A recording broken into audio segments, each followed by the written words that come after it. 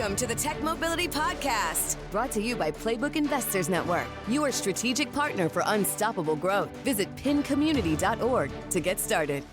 I'm Ken Chester. On the docket, my impressions and review of the 2026 Subaru Forester Wilderness crossover, 3D printed metallic glass motor parts, and the great housing shrinkflation. To add your voice to the conversation, be it to ask a question, share an opinion, or even suggest a topic for future discussion, call or text the Tech Mobility Hotline. That number, 872-222-9793, or you can email the show directly, talk@techmobility.show. If you haven't recently checked out our website, I've had it redesigned. I am so incredibly proud of it. Things that we've got there, we've included past episodes for you to reach, a little bit more about who we are and what we do, and some of the other things that I do here at Tech Mobility Productions. So feel free to check us out at techmobility.show. And that's techmobility.show. That's the website. Check it out. Drop me a note. Let me know what you think. From the Tech Mobility News Desk, I want to talk about China. I want to talk about China and their plans for North America relative to the auto industry. I'm sure that you've seen in the past 3 or 4 weeks, you may have remembered hearing the announcement that the Canadian government negotiated a deal with Chinese auto manufacturers to allow the import of 49,000 Chinese vehicles into their market. What you may not realize is that Mexico not only has Chinese vehicles for sale, but Chinese have assembly plants in Mexico right now. And in addition to cars and SUVs, they build Chinese pickup trucks down there in Mexico right now that they're selling in Mexico and South America. I've mentioned this before, but I want to put a point on it. Chinese manufacturers have been selling their wares in the United States for a while now. BYD sells buses. BYD buses have been manufactured in the United States for some time now, a Chinese company. The original Volvo S60 sedan, before they built their plant in South Carolina, was imported from China. The Cadillac CT6 hybrid, their large Cadillac sedan hybrid, a few years they built that hybrid, that was imported from China. The Buick Envision, General Motors, right? Imported from China. So in case you're saying, I would never own a Chinese car, they can't, chances are, if you've owned any one of those, you were driving a Chinese car. The United States, as a marketplace, is the second largest automotive place in the world, unless you consider Europe as one big market, then we're probably number 3. We sell all kinds of stuff here in our automotive market. We have a very vast, we are blessed to have the type of automotive market that we have in the United States. You can buy everything from a small subcompact to a medium-duty truck. And if you've got the money and you want to own one, you can buy a Class 8 big rig truck. No laws against it. You got the money, you can buy it, you can afford to insure it, God bless you. But yeah, you can buy it. You can buy vehicles today in the United States that are gasoline hybrid, diesel. You can buy them that are EVs. We still sell EVs. We have EV manufacturers right now here, still active in the United States. Top 3 off the top of my head, Rivian, Lucid. Those 2 for sure. And then what you may not realize, there is a whole smattering of medium-duty truck manufacturers that are EV manufacturers or are building EV products. Even your Class 8 manufacturers are building what they call vocational trucks, which are EVs. So, no, the EV industry hasn't gone away. But what I want to bring you back to, this is an article in Automotive News. 3 Chinese automakers are laying the groundwork to expand in the Canadian market by the end of 2026. BYD, Chery Automotive, and Geely Holdings are each actively working on vehicle certification, retail network development, and local financial partnerships to begin sales. Talked about BYD. Chery you may not recognize, but in China, Chery was at one time partners with General Motors. Geely Holding is the parent company of Volvo, Chinese company. Geely also trademarked its upscale Chinese brand Zeekr, that is Zeekr, in Canada last year. So it may not necessarily be a Volvo, but that's their upscale brand. While import permits are available on a first-come, first-served basis for the first 6 months, BYD, Chery, and Geely are not ready. Takes time to do this. Takes time to build networks. They've got to build a dealer network, which is local. They've got to get local financing in there. They've got to get whatever approvals from the government. And I'm not sure what the requirements are in Canada relative to vehicle safety verification and whatever other rules and laws required that vehicles need to meet in Canada in order to be sold in Canada. Automakers with vehicles already, and the term is homologated. That's the term. In other words, these are vehicles that meet the standards and requirements to be sold in that country. Tesla already is qualified to do that, and they could get set up very rapidly by simply ensuring the right parts are in place for Chinese production. Remember, Tesla has a plant in China as well. Volvo, Polestar, which is another Geely subsidiary, and Tesla are widely presumed to be the best positioned for first through the door under their quota system up in Canada. But BYD could also be a step ahead. The company was preparing to enter Canada back 2 years ago, but it put its plans on hold when the government up there imposed tariffs on China EVs that fall. And now they're making a change. What you may not realize, these are just the first 3. Word has it that another 15 Chinese manufacturers could follow. 15. Can you imagine 18 manufacturers trying to slug it out in a market that is a fraction of the U.S. market? Do you really think that they're all coming just to come to Canada? The only way it makes economic sense to come into Canada is looking at how I get into the American market. And if getting into the American market means that I set up my situation in Canada first, set up my import situation, make sure I meet Canada laws, build some plants, maybe some kick-down kits where they send partially assembled vehicles in and then you build them up to be a full vehicle, which is cheaper sometimes than building them right there, and how a lot of companies started. Make no mistake, this move into Canada is with one eye towards coming into the United States. The Chinese are coming, and they're coming en masse. The question is, what's that going to do to our existing industry? And will we coexist? Will it be a benefit? It will for consumers. Will it be for the industry? Jury's out on that. We don't know yet. It really depends how they do it. And I've got some thoughts on that, because there's some ways they can get. In fact, there's a brand I'm sure they could buy if they talk to, I don't know, Stellantis, who needs to shrink. And there's a whole dealer body there that needs stuff to sell. There's some opportunities in the marketplace yet. And this will shake out probably over the next 5 to 10 years as these automakers come into Canada. It's been a main staple of the automakers' U.S. model lineup for years. Next, my impressions and review of the Subaru Forester Wilderness crossover. You are listening to the Tech Mobility Show.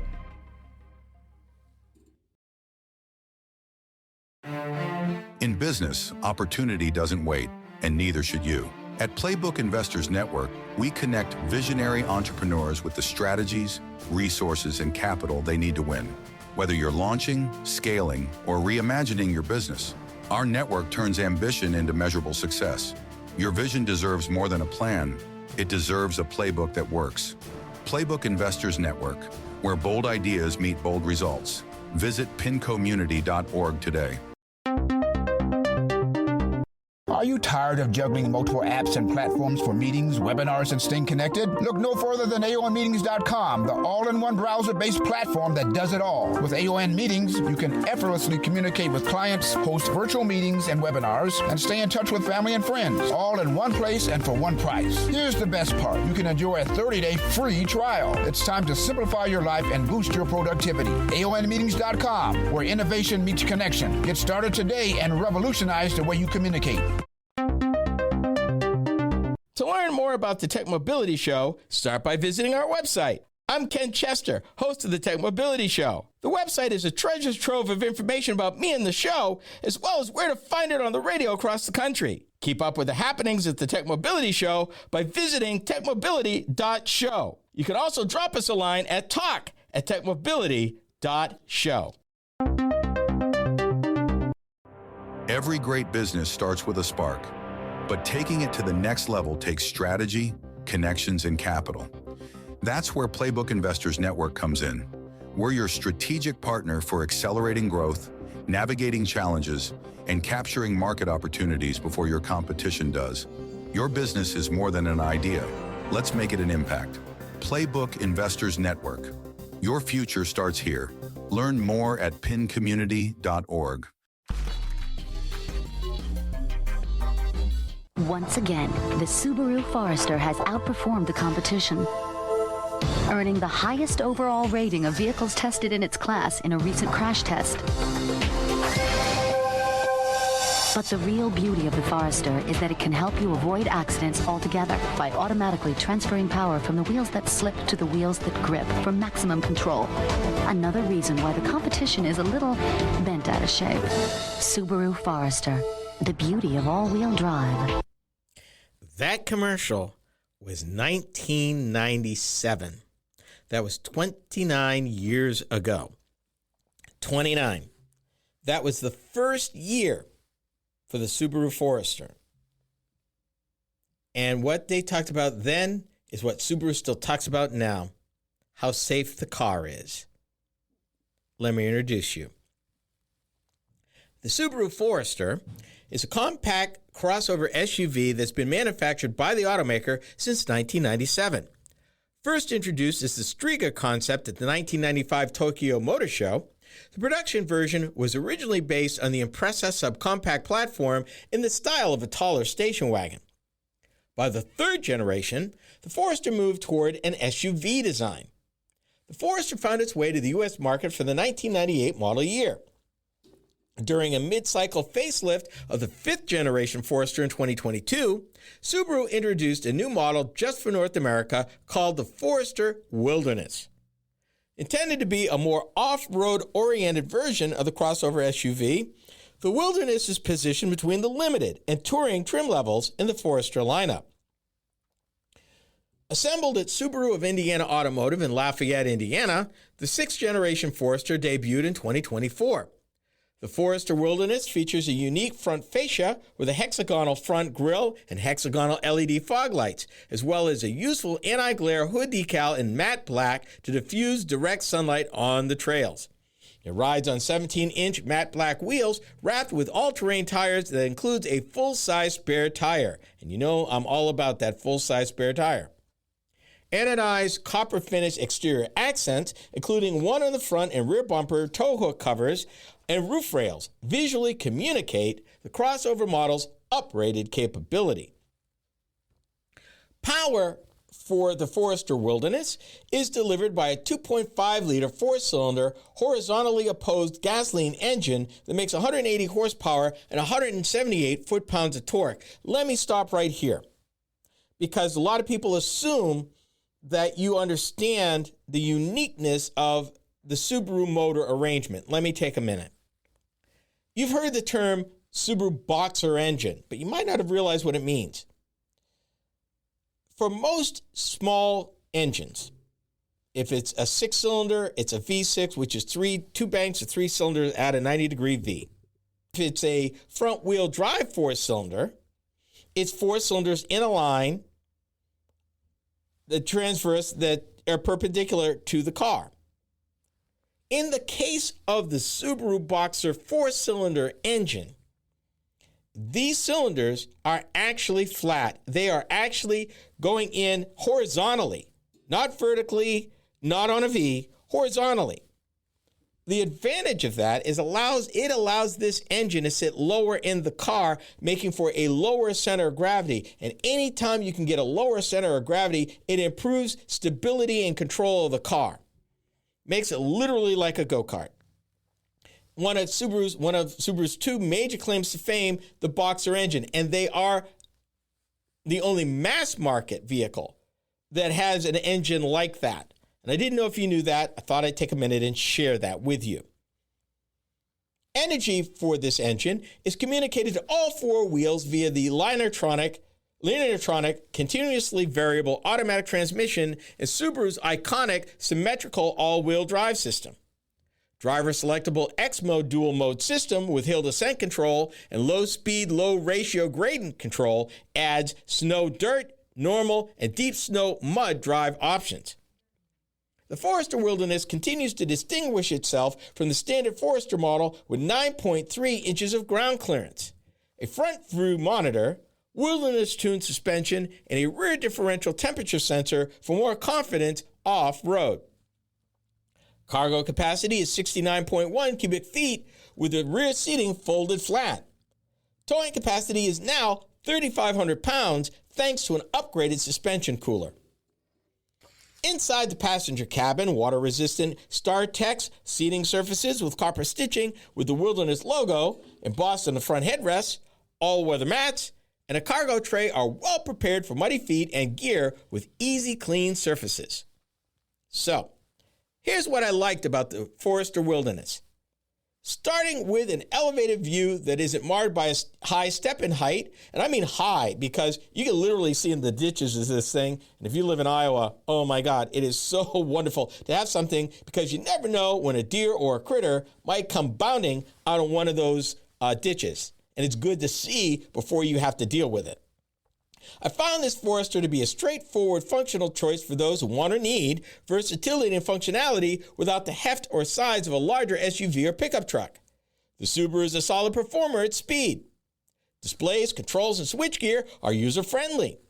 Both front seats recline, while the rear seat accommodations include a center armrest with dual cup holders, USB ports, and plenty of nooks and crannies for carrying assorted stuff. The rear folding seating folds virtually flat. Then there's the standard panoramic power sunroof, which adds to the cabin's airiness. The spare tire is accessible from inside the crossover under the cargo area floor.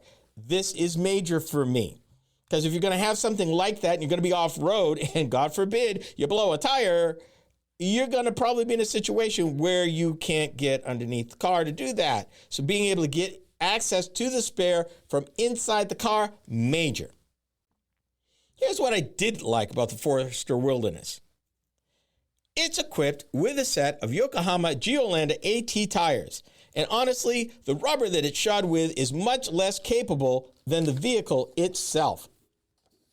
The rear windows are not automatic up-down, and they don't even go all the way down either. And finally, and this is subjective, I admit it, I'm not a fan of the Wilderness bold exterior styling or the copper color trim pieces. I find those kind of gaudy to me.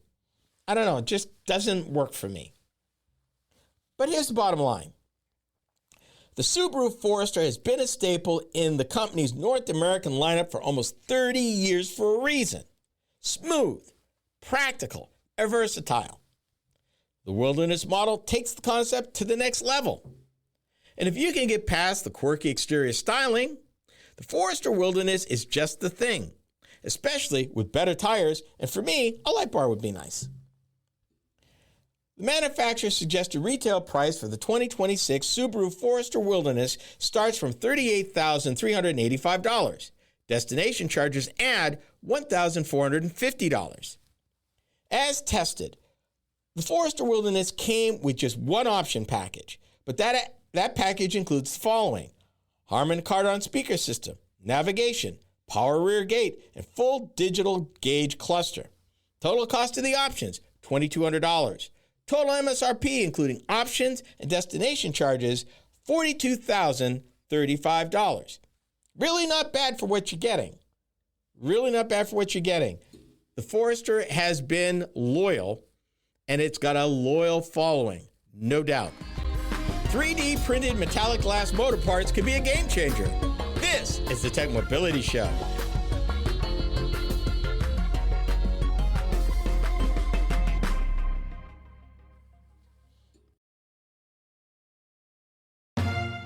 You've got the drive. You've got the vision. Now you need the right partner to make it happen. At Playbook Investors Network, we power ambitious leaders with the tools, insight, and investment connections to move faster, grow stronger, and lead markets. We're more than advisors. We're your co-pilots in success.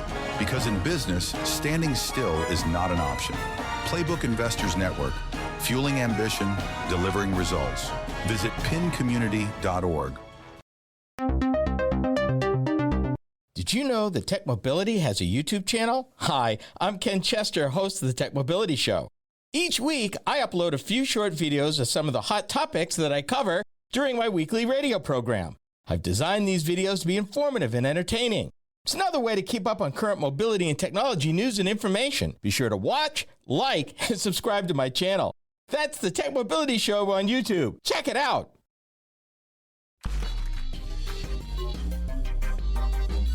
Scientists have developed metallic glass materials that may reduce energy loss in electric motors and improve efficiency. What is metallic glass, you ask? It's an amorphous material that is a non-crystalline solid that lacks a long-range ordered molecular structure, essentially acting as frozen liquids with random particle arrangements. Deep, huh? Liquid metal that has been rapidly cooled to form metallic glass. It's time for a chemistry lesson, but I'm not going to take you too far off into the weeds. This is Topic B. What we're talking about basically gets down to materials that have a different structure. And this structure lends itself in different ways to become more efficient than the traditional materials that they use. I want to take you a little bit deeper here and try to explain this, because I hadn't heard of metallic glass. And I went, what? What's metallic glass? Turns out it's been around a while. So let me try to first explain what it is and why it's going to work where they're trying to take it. So bear with me. Metallic glass, also known as an amorphous metal, is typically made of complex multi-component alloys rather than a single pure metal. Unlike standard metals that have a rigid crystalline structure, and that's the important part right there, the structure of the atoms in it. Metallic glass is engineered by mixing elements with significantly different atomic sizes to prevent them from forming an ordered lattice during cooling. The rapid cooling, they don't want the interlocking atoms that are typical of metal and things like that. By rapidly cooling the right kind of alloy combinations, it keeps it from doing that. And as a result, it changes the properties of this material. Metallic glasses are generally categorized into two main groups based on their composition. I'll give you this. Metal to metal type, which examples are zirconium-based, often includes titanium, copper, nickel, and aluminum. Copper-based, frequently mixed with zirconium, aluminum, and yttrium. And then other bases. Alloys could be based on palladium, magnesium, titanium, or rare earth metals like lanthanum. Never heard of that one. Okay. Metalloid type. These combine a base metal with metalloids, non-metallic elements that share some metallic properties to enhance glass formation. Base metals, typically iron, and that's important for where we're going, nickel or cobalt. Metalloid additives like boron, silicon, phosphorus, and carbon are added, usually in amounts up to 20%. Here's the thing, they call it the confusion recipe because they want the atoms in the resulting material to remain in what they call a disordered liquid-like state.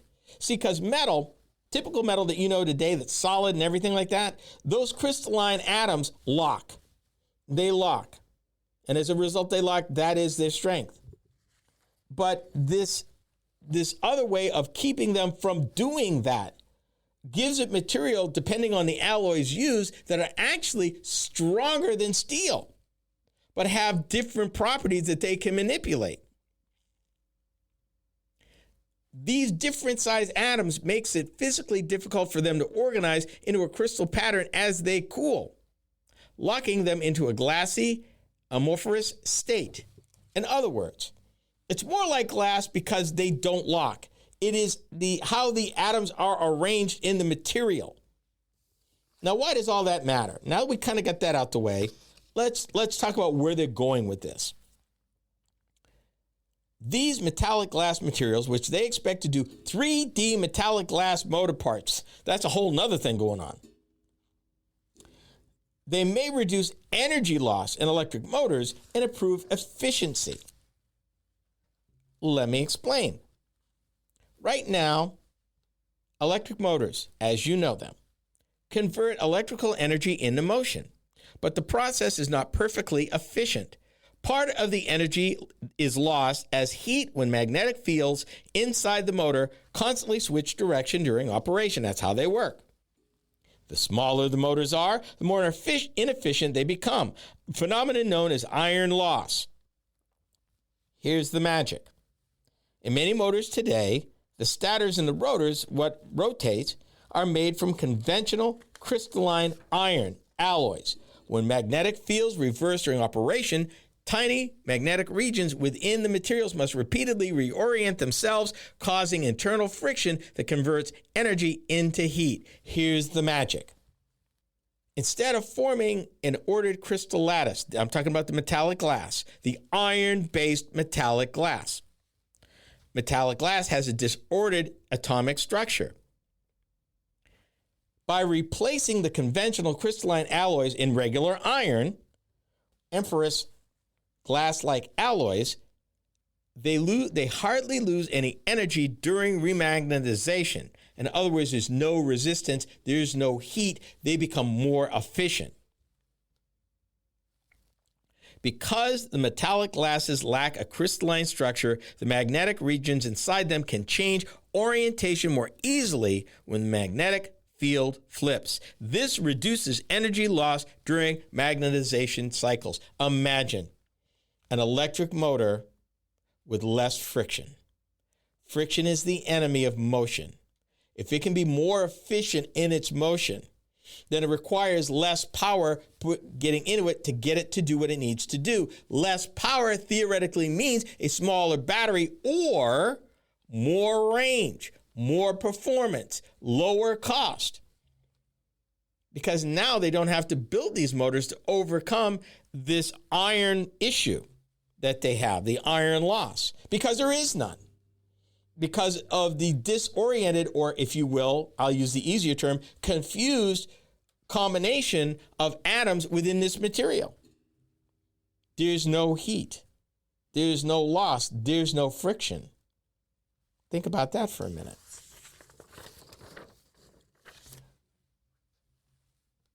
They believe, well, let me back up. The alloys, the iron alloys they're developing contain 70 to 80% iron and are designed to operate as soft magnetic materials in motors. And that's the thing, because of their structure and it's not rigid, they're more pliable, almost like plastic. But it's metal though, and that's the cool part. Another key part of the project involves manufacturing these components using additive manufacturing. And it's been a while since we've talked about 3D manufacturing, where they basically liquefy a substance and layer it over time. The team is using metal 3D printing to shape motor parts directly from powdered metallic glass. Think about that. that they can print it, and 3D is already known for lighter, more effective, more efficient material and structures. Combine it with metallic glass, and you have a win-win big time. A win-win big time. The problem with this, though, is being able to scale it and the cost to scale it. These are the two challenges why you don't see metallic glass everywhere. They got to get the right alloys. It's got to be controlled right so they get the output they want in the quantity they want, and then to get it down into a powdered source so they can use additive printing to get the type of parts they want. It's tough to do. Housing industry watchers are calling it the great shrinkflation of housing in America. Consider it an affordability issue. We are the Tech Mobility Show. Are you tired of juggling multiple apps and platforms for meetings, webinars, and staying connected? Look no further than AONmeetings.com, the all-in-one browser-based platform that does it all. With AON Meetings, you can effortlessly communicate with clients, host virtual meetings and webinars, and stay in touch with family and friends, all in one place and for one price. Here's the best part. You can enjoy a 30-day free trial. It's time to simplify your life and boost your productivity. AONmeetings.com, where innovation meets connection. Get started today and revolutionize the way you communicate. To learn more about the Tech Mobility Show, start by visiting our website. Hi, I'm Ken Chester, host of the Tech Mobility Show. The website is a treasure trove of information about me and the show, as well as where to find it on the radio across the country. Keep up with the happenings at the Tech Mobility Show by visiting techmobility.show. That's techmobility.show. You can also drop us a line at talk@techmobility.show. In business, opportunity doesn't wait, and neither should you. At Playbook Investors Network, we connect visionary entrepreneurs with the strategies, resources, and capital they need to win. Whether you're launching, scaling, or reimagining your business, our network turns ambition into measurable success. Your vision deserves more than a plan. It deserves a playbook that works. Playbook Investors Network, where bold ideas meet bold results. Visit pincommunity.org today. Did you know that Tech Mobility has a YouTube channel? Hi, I'm Ken Chester, host of the Tech Mobility Show. Each week, I upload a few short videos of some of the hot topics that I cover during my weekly radio program. I've designed these videos to be informative and entertaining. It's another way to keep up on current mobility and technology news and information. Be sure to watch, like, and subscribe to my channel. That's the Tech Mobility Show on YouTube. Check it out. 7 years ago in 2019, $500,000 was more than enough to buy a single-family home in much of the United States of America. Today, that same amount only covers the cost of a condo unit at best in some cities. What happened? This is Topic C. Let's start with the pandemic. People were at home. People decided, as they found out a quality of life was more important, that if you could do it from home, you wanted to do it from home. The house became sanctuary. It became office. It became a way to change your lifestyle to the point where it was more advantageous and more whole than just going to the office all the time and having to commute into the office, commute home and hire a sitter and pay for a lunch and your office wardrobe and all of this stuff that added up. The house became more important. Now, if you're in the upper Midwest right now and you're hearing this and you're saying, $500,000? Seriously? Yeah, seriously. But let me preempt that because they're talking about the whole country. Let me bring this down to where it makes sense for us. Because to me, $500,000 is a lot of money for a house, a brand new home. Let me give you some context.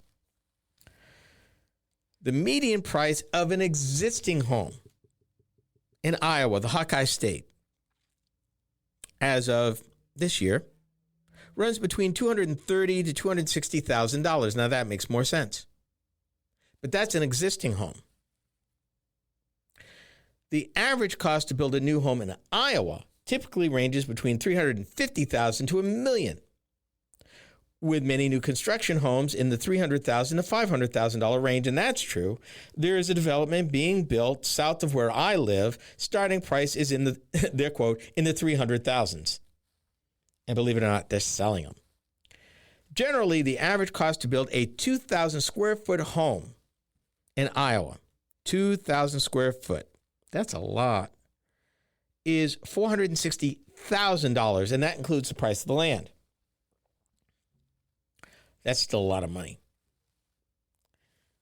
For those of you who asked, what about Des Moines? Well, as of early 2025, the average sale price of a new house in the Des Moines, Iowa area was approximately $449,000, a significant 30% increase from 2019 levels. I can literally tell you why that is. When they looked at that, what's skewing that is our more affluent, fast-growing suburbs, which would be Waukee, West Des Moines, Urbandale, which are west of the city, and they are growing like weeds, and the more expensive homes are being built that way.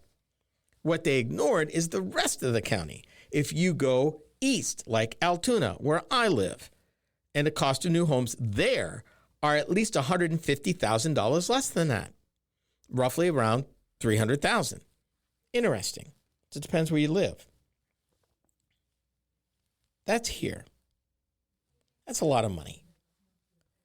What people are finding out is that because of the pandemic, because of the economy, your dollar doesn't buy what it used to. Now, they will tell you, any realtor will tell you, expect appreciation in your house for between 6 to 10% a year in a good time.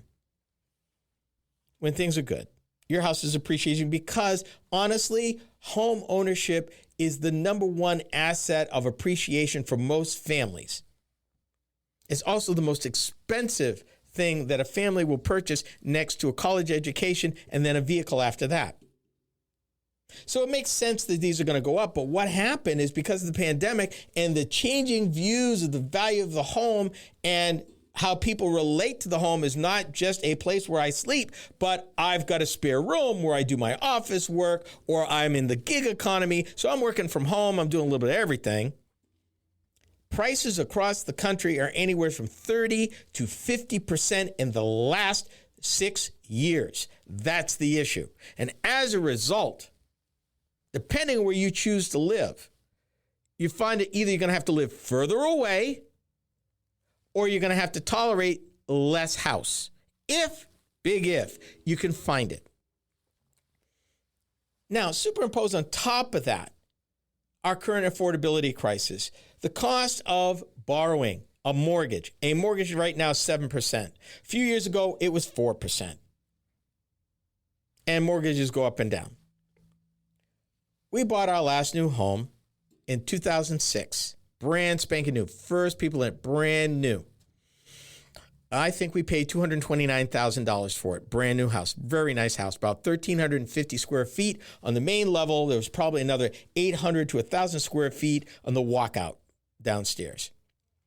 2-car garage. Little bit of land, had a tree out front, had a driveway. It was nice. Bear in mind, that house today probably would be closer to $350,000 if you could find something like that. Congress just recently passed, well, actually the Senate recently passed a bill to help home ownership, to stimulate lowering the cost of building homes, to help first-time buyers. Home ownership has always been the goal of the middle class because so much is dependent on that. Roads, cities, tax base, the industry that supports homes, repairs, whether you're a roofer repair or appliance seller, or you sell carpet or flooring, or you remove snow, mow lawns. All of that is dependent on home ownership. A whole ecosystem depends on home ownership. So when you don't have it, when people cannot afford to buy a home, renting, which is fine, but rents are up now.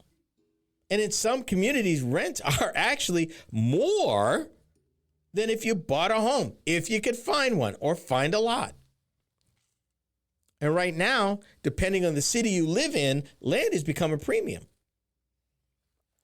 I grew up in New England. I grew up west of Boston. And right now, if you wanted to have an affordable home, you would probably be 50, 60 miles outside the city and hoping that you could catch commuter rail into Boston because you can't afford to live in Boston. Used to be, folks would own what we call a triple decker, which is a 3 apartment building. You'd live in the bottom and the other 2 floors would be good enough for you to make your mortgage payments, pay the insurance and everything. Now that doesn't even work. And if you own one in relatively decent shape in Boston, it's $1.3 million for middle class. You can't get what you can get anymore. Your dollar doesn't buy what it used to buy, particularly in home ownership anymore. If you want a new home, you're going to have to tolerate less or live further away, or it won't be perfect. If you're lucky enough to find an existing home, you may have to put money into it. And that's assuming you don't have a bunch of people bidding on it if it's in the right place.